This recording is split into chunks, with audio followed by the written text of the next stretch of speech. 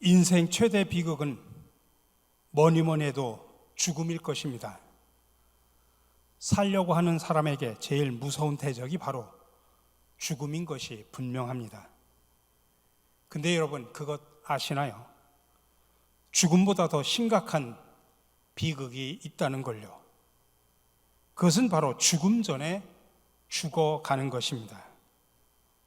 힘있고 멋진 인생을 살라고 삶을 허락해 주셨는데 절망과 허무에 굴복하며 죽어가는 것이야말로 죽음보다 더 심각한 비극입니다. 늘 꿈을 꾸며 비전을 향해 달려가는 삶을 살아야 되는데 어떤 목적 의식도 없이 하루하루를 연명하며 사는 것이 죽음 전에 죽어가는 삶이라고 말씀드리고 싶습니다. 인생을 고동치며 힘차게 살아야 하는데 늘 패배를 운명으로 받아들이고 살아가는 것이 죽음보다 더 비참한 죽음의 길을 걸어가고 있는 것입니다. 오늘 본문에 어두운 죽음의 그림자를 드리운 채 꿈을 상실하고 죽음 전에 죽어가는 한 사람이 소개되고 있습니다.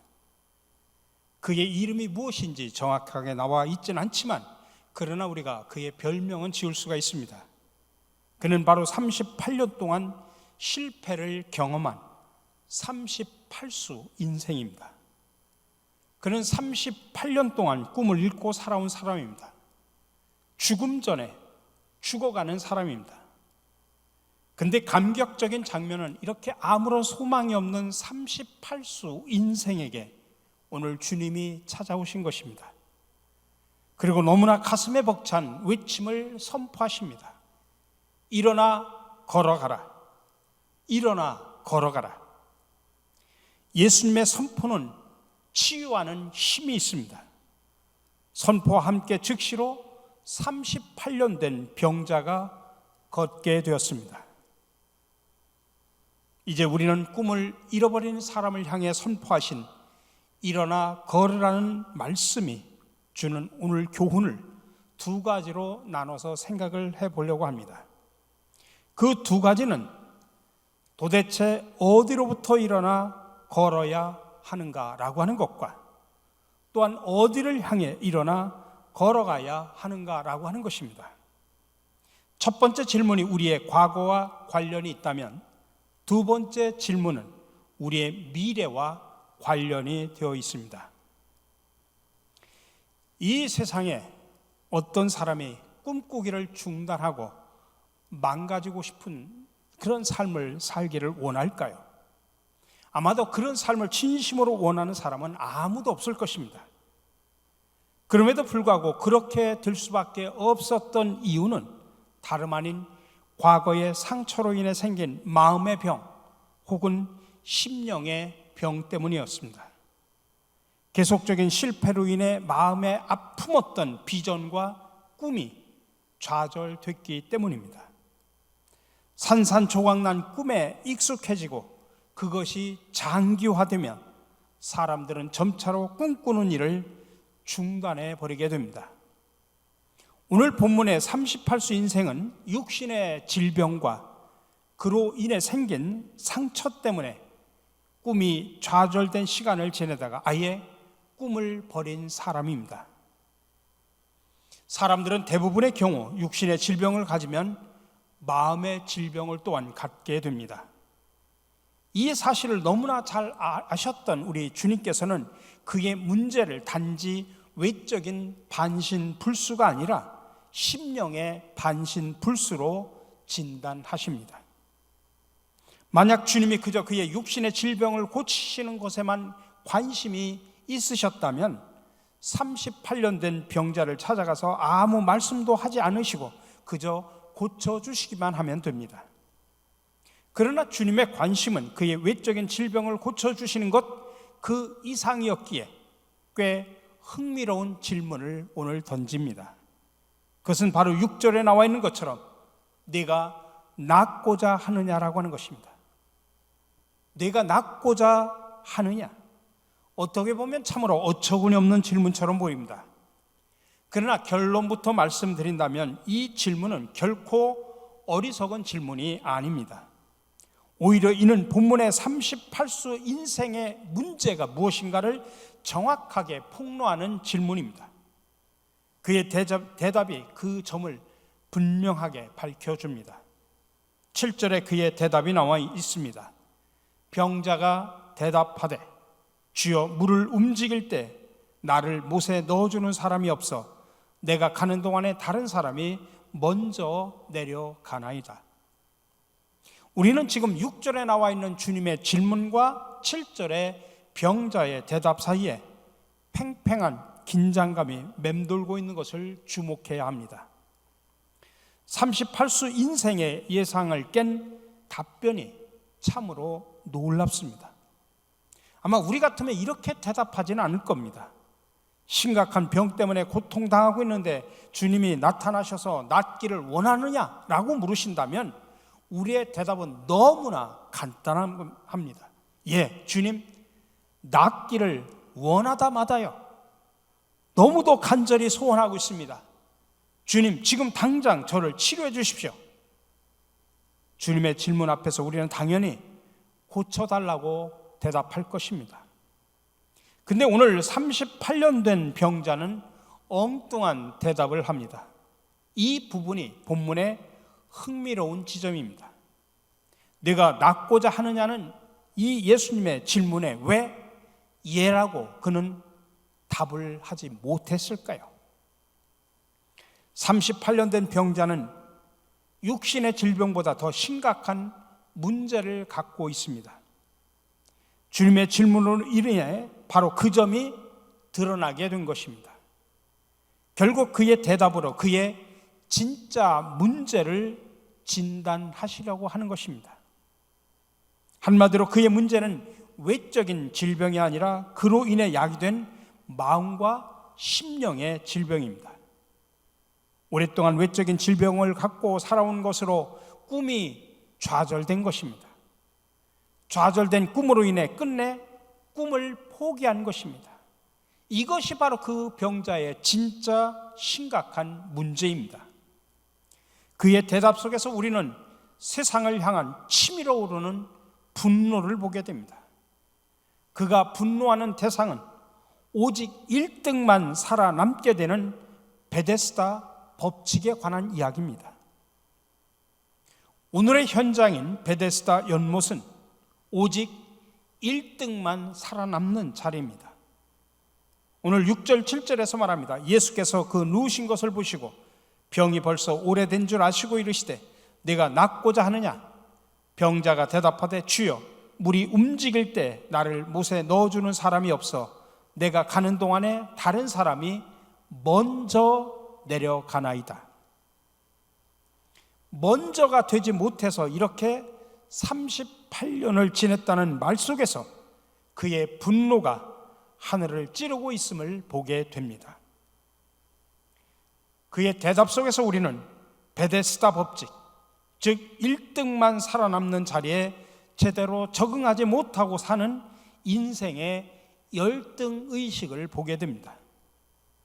그는 자신이 먼저의 대열에서 베데스다의 법칙에서 밀려난 낙오자임을 말하고 있는 것입니다. 또한 그의 대답에서 우리는 베데스다 법칙에서 밀려난 사람들이 피해의식에 시달리는 어두운 내면의 상태를 보게 됩니다. 그의 비참함의 원인이 자신을 연못에 넣어주지 않는 다른 사람에게 있다는 것입니다. 이렇게 질문과 대답의 과정을 통해서 깨진 꿈에 익숙해버린 38수 인생들의 모습이 적나라하게 드러나 있는 것입니다. 깨진 꿈에 길들여진 사람은 아직도 이루어지지 않은 사건 앞에서 희망을 닫고 절망을 끌어다가 신음합니다. 이런 사람은 인생의 관점이 늘 부정적이고 패배적입니다. 더 잘나 보이는 사람 앞에서는 이유 없는 분노를 갖기도 합니다. 여러분, 오늘도 얼마나 많은 사람들이 이 베데스다 법칙, 즉 1등만 살아남는 세상에서 깊은 상처를 받고 신음하며 살아가는지 모릅니다. 그 상처로 인해 깨진 꿈에 익숙한 삶을 살아가게 됩니다. 그래서 세상과 자신을 향해 분노하고 독서를 퍼붓게 됩니다. 그렇습니다, 여러분.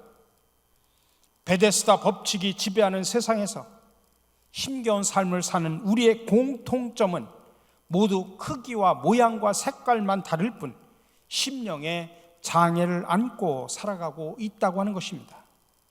좌절된 꿈으로 인해 절규하며 살아가고 있는 것입니다. 이런 면에서 우리 모두는 사실 오늘 본문의 38수 인생처럼 깨진 꿈으로 인해 깊은 좌절을 안고 살아가고 있다고 말할 수 있습니다. 우리 주님께서 이렇게 베데스다 법칙에 묶여 살아가는 우리를 향하여 오늘도 위대한 선언을 하고 계십니다. 오늘 본문이 던져주는 복음의 메시지가 바로 이것입니다. 일어나 내 자리를 들고 걸어가라. 이 말씀은 과거의 상처, 깨진 꿈에 익숙해져 버린 그 절망의 자리에서 일어나 걸으라는 선포입니다. 우리 주님이 우리에게 주시려고 하는 것은 고작 육신의 질병 정도를 고쳐주는 것이 아닙니다. 그분은 우리의 마음과 심령 그리고 속사람을 강건하게 해 주시기를 원한다는 사실을 여러분 믿으시기를 바랍니다. 우리가 예수님을 믿은 이유가 바로 이것입니다. 우리가 예수님을 믿는 목적이 고작 빵 문제를 해결하거나 천국행 티켓을 마련하기 위한 것만이 아닙니다. 오히려 온전히 그분을 통해 회복된 사람으로 전인적인 치유를 경험한 자로 살아가는 데 있습니다. 잃어버린 꿈을 되찾아 다시 꿈꾸는 사람이 되게 하시려는 것입니다. 다시 말해서 우리가 예수님 안에서 사는 이유는 꿈꾸며 살기 위한 것입니다. 이것이 일어나 걸으라는 선포의 첫 번째 의미입니다. 지금까지는 우리의 과거에 해당하는 문제, 즉 어디로부터 일어나 걸어야 하는지에 대해서 말씀을 드렸습니다. 이제는 과거로부터 우리의 미래 문제로 나아가야 될 시점입니다. 이제 우리가 생각할 것은 어디를 향해 일어나 걸어야 하는지에 대한 것입니다.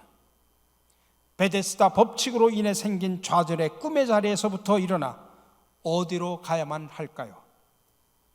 베데스다 법칙으로 인해 생긴 좌절의 꿈의 자리에서부터 이제는 하나님의 꿈을 향해 일어나 걸어가야 합니다. 이것은 우리가 나가야 할 미래의 모습입니다. 베데스다 법칙으로부터 자유하게 된 사람들은 이제 과거의 상처를 넘어서 위대한 미래로 가야만 합니다. 이것이 38년 된 병자를 치유를 통해 자유케 하신 목적이고 또한 우리를 주님께서 자유케 하신 목적이기도 합니다.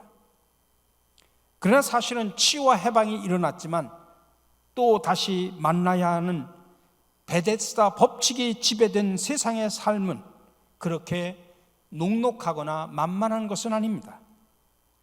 38년 동안 잃어버린 것들을 다시 회복한다는 것이 말처럼 쉬운 문제가 아니기 때문입니다. 그래서 우리는 또다시 좌절할 수도 있습니다. 구약의 광야에서 이스라엘 백성들처럼 현실의 어려움 앞에서 차라리 애굽이 좋다고 애굽으로 돌아가자고 탄식하는 그 소리와 같습니다. 그러므로 우리가 어떤 과거로부터 해방됐는가 하는 것만큼 또 중요한 것은 이제 어디로 가야 하는지를 확인하는 것입니다. 미래 방향성을 제대로 알지 못하면 우리는 다시 베데스다 법칙의 종로로 타며 살아갈 수밖에 없습니다. 치유를 경험하고 난 후 우리가 가야 할 미래는 하나님의 꿈을 이루기 위한 걸음입니다.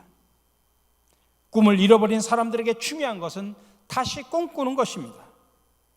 그러나 그것만큼 중요한 것이 또 한 가지가 있습니다. 그것은 하나님이 나를 향해 여전히 꿈꾸고 계시다는 것을 분명히 확인하는 것입니다.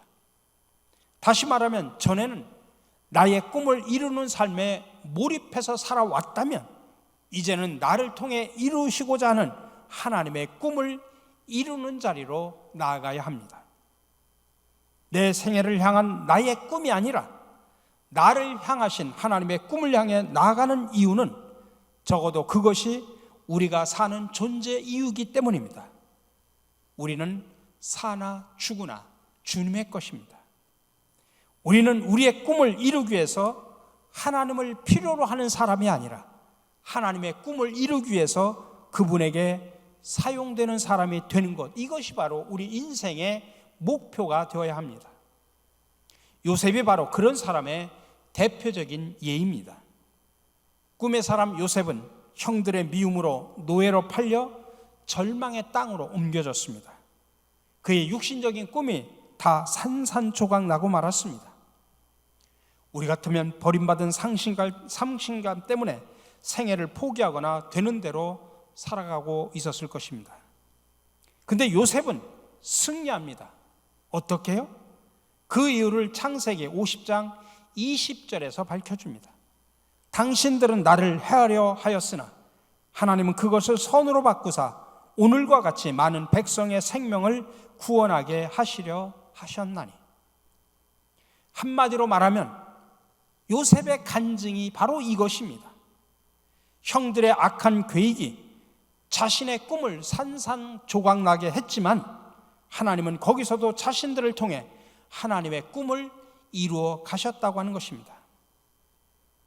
그렇습니다. 어떤 사탄의 공격에서도, 어떤 죽음의 땅에서도, 아니 설사 죄악의 자리에서도 우리를 향하신 하나님의 계획은 아직 남아있다는 사실을 여러분 믿으시기를 바랍니다.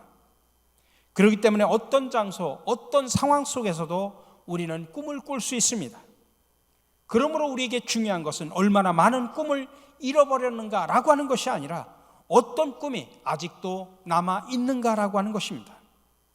다시 한번 강조하지만 우리에게 희망적인 메시지는 우리를 향하신 하나님의 꿈은 우리의 꿈이 만신창이가 되는 시점에서도 살아있다는 점입니다. 그러므로 그 꿈을 향해 일어나 걸어가시기 바랍니다. 우리가 하나님의 꿈을 이루어갈 때 하나님 우리에게 놀라운 은혜와 감격이 넘치는 삶을 허락해 주십니다. 이 사실을 확신하시고 우리가 살아가면서 사업에 실패한다고 할지라도, 진학의 꿈이 열리지 않았다고 할지라도, 가정에 어려움이 찾아왔다고 할지라도 여러분 절대로 낙심하지 마시기 바랍니다. 거기서 비극을 축복으로 바꾸시는 위대한 연금술사이신 우리 하나님을 바라보시기를 바랍니다. 우리를 향하신 그분의 비전을 바라보시기를 바랍니다. 그리고 그 비전을 향해 일어나 힘차게 걸어가는 저와 여러분들이 되시기를 주님의 이름으로 간절히 축원합니다.